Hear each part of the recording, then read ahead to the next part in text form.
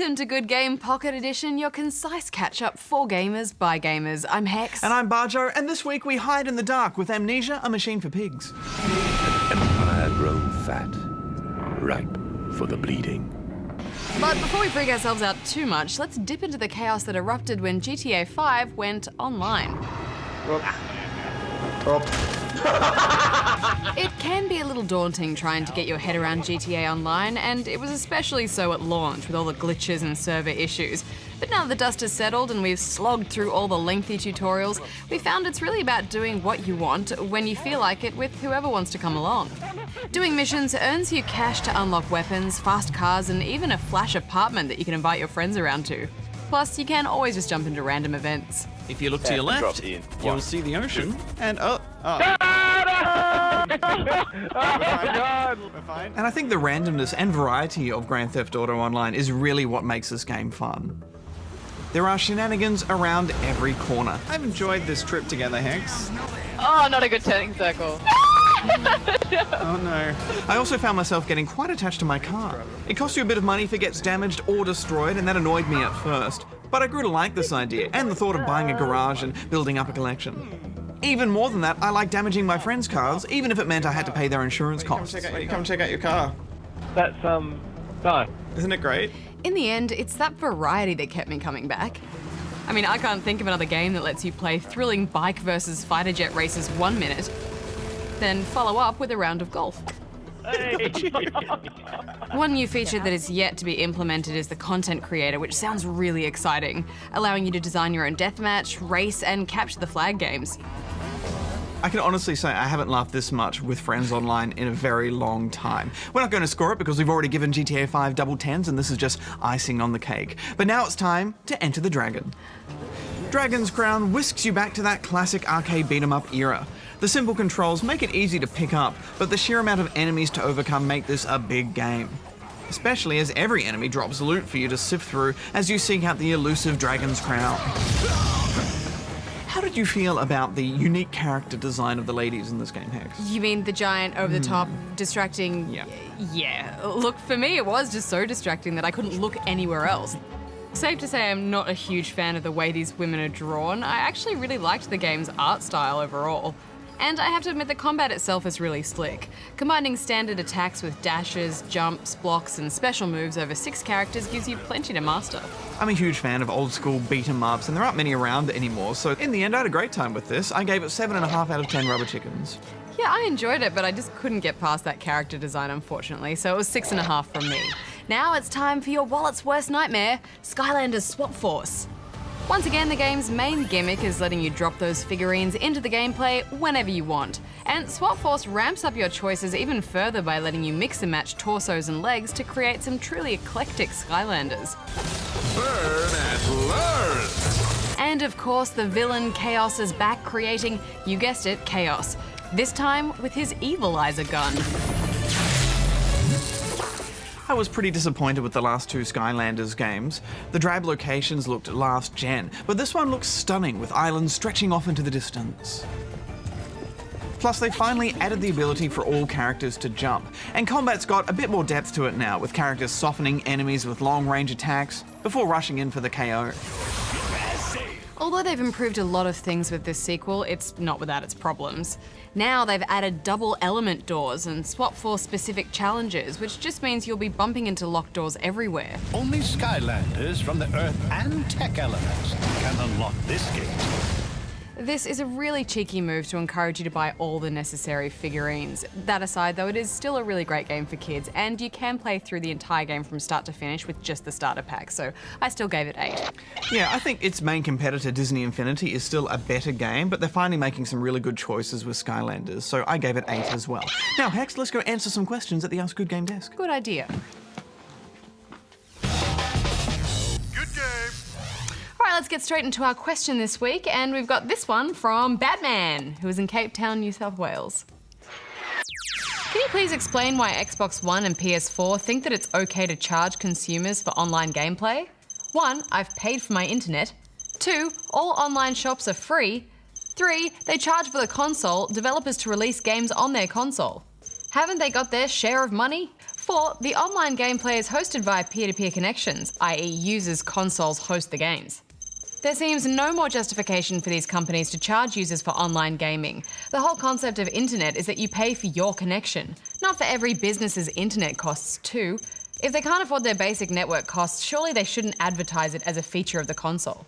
I totally understand your frustration, Batman. No one likes having to pay for subscription fees for gaming. I think it can be argued that a connection isn't a free ticket, though, into every online service out there. There's plenty of subscription services nowadays, from TV to movies to music to news, all sorts, even software. Gaming is no different. Not all console gaming is peer-to-peer either. There can be quite a lot of infrastructure behind even the simplest of online games, even if we don't always see it. Plus, I think these services will likely improve now that we'll be paying for PS4 online as well. Xbox One versus PS4 subscription competition might just inspire more value for our service fees. I think we've seen with Xbox Live this generation that it tended to be a more stable online service too, and I think a large part of that is because gold fees were generating income that could go towards proper maintenance. As for your second point, I'm not quite sure what you mean by all online shops are free. Sure, it is free to access something like Steam, but the game still costs money, of course. And to be fair, you can access the Xbox and PSN digital stores for free too. It's easy to take free online PC gaming for granted, I think, because it does actually cost someone money to host proper dedicated servers. We're just lucky that there's enough people out there willing to host them for PC gaming and not charge people. Also, one of the big features we're hearing about for next-gen consoles is that a lot of games like Call of Duty and Battlefield will now be using dedicated servers for multiplayer. Yes! Both Sony and Microsoft are investing heavily in cloud computing too, and users will benefit from that, so I think that does help justify the fees a little bit more. At the end of the day, though, it's completely your choice, Bats. If you don't think Xbox Live and PSN are giving you value for money, then, as they say, vote with your wallet. It might be worth considering making the switch over to PC, where we get to bask in the glory of free access to dedicated servers for most games. And digital download PC games are almost always cheaper nowadays too, even the big AAA titles, at least for now. Well, on that note, I think it's year review time. And speaking of PC gaming, I think we should have a look at what people thought of Arma 3, one of the hardest of hardcore PC games out there. And unsurprisingly, it's been pretty divisive with scores all over the place. Here we go. But let's work our way up from the hate to the love. Guessed right? Don't like it, half a star. Straight to the point, X. Yes, nice and concise an opinion there. Aidan Pierce had this to say: first time I've ever said this, but too damn realistic. 1 star. Well, I think that's both the biggest pro and con, Aiden. Octago Flames HD seem to have an experience I think most newcomers to Arma will relate to, writing, I loaded and then boom, blue screen. After a quick fix, well, it was different. It was the first Arma game I played, and I spent hours looking around.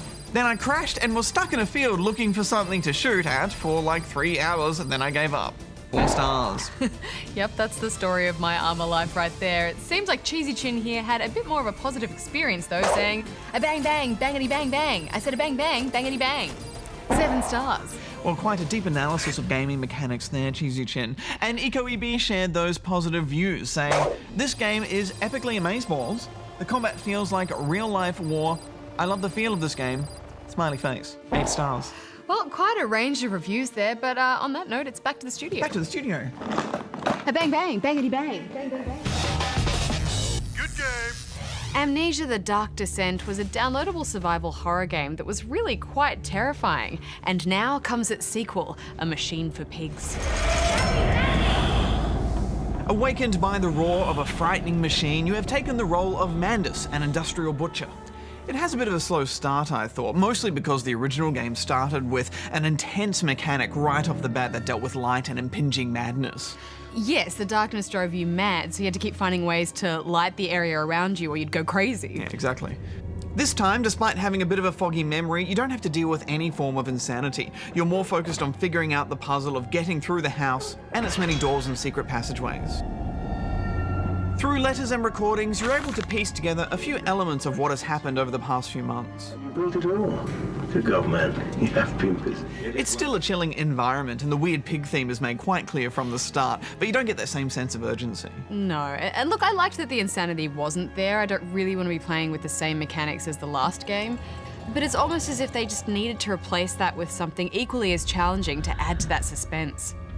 The inventory system has been removed. It's more about keeping your eyes open for clues in the environment and referencing the letters you find, rather than piecing together found objects. Yeah, I didn't mind that. I mean, heading down into the depths, the puzzles to unlock doors and gates aren't particularly taxing. But, you know, everything is dark and gloomy. There's that frequent roar of the machine. Yes, the deeper you delve, the darker and creepier it gets. And sure enough, you begin to encounter some pretty terrifying creatures. Why are they flickering? They're coming! In keeping with the theme of the game, there are horrifying pig things that come after you in the darkness.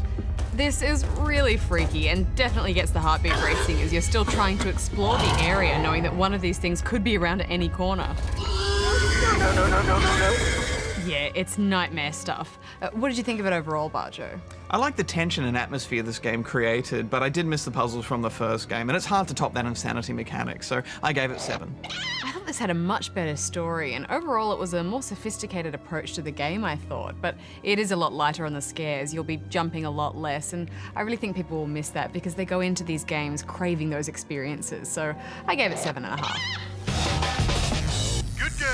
Well, that's it for Pocket Edition this week, but you can catch regular full episodes of Good Game 8:30 p.m. Tuesday nights on ABC2. Next week on the show, we light up the bat signal for our review of Batman Arkham Origins.